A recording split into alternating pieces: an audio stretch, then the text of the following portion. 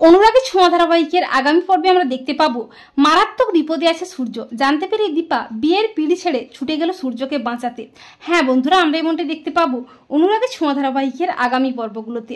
অর্জুন দীপাকে আংটি দিয়ে প্রপোজ করে তার মনের কথা জানায়, আর দীপাও অর্জুনের ভালোবাসায় ধরা দিয়ে অর্জুনের সাথে তার মিথ্যে বিয়েটাকে সত্যি করতে চায়। লাবণ্য দীপাকে নতুন জীবনের জন্য অনেক আশীর্বাদ করে। অর্জুনের সাথে দীপার বিয়েতেও সম্মতি দেয় ঠিকই, কিন্তু লাবণ্য দীপা অর্জুনকে স্পষ্ট ভাষা জানিয়ে দেয় যে সোনারূপার পিতৃ পরিচয় অর্জুন পাবে না, কারণ সোনারূপা সেনগুপ্ত পরিবারের বংশধর। আর অর্জুনও লাবণ্যের সব শর্ত মেনে নিয়ে দীপাকে বিয়ে করতে রাজি হয়ে যায়। বিয়ের দিনক্ষণও ঠিক হয়ে যায়। এরপর আসে দীপার জীবনের সেই শুভ দিন। দীপা অর্জুন দুজনকে বর কনে সাজিয়ে ছাদনাতলায় নিয়ে আসা হয়। বাড়ির সবাই তো খুব খুশি, আর দীপাও জীবনে নতুন করে বাঁচার আলো পেয়ে খুব খুশি।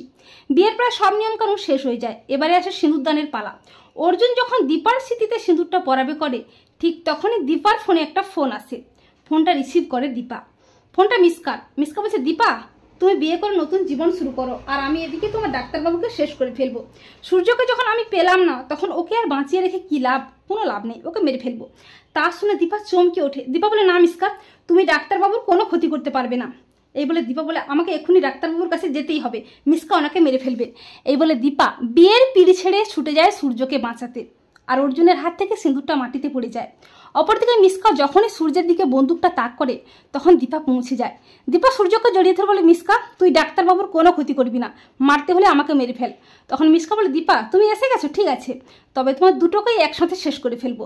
এই বলে মিসকা যখনই গুলিটা চালাবে করে, তখনই পুলিশ নিয়ে হাজির হয় অর্জুন। এরপর পুলিশ মিসকাকে অ্যারেস্ট করে আবারও থানায় নিয়ে যায়।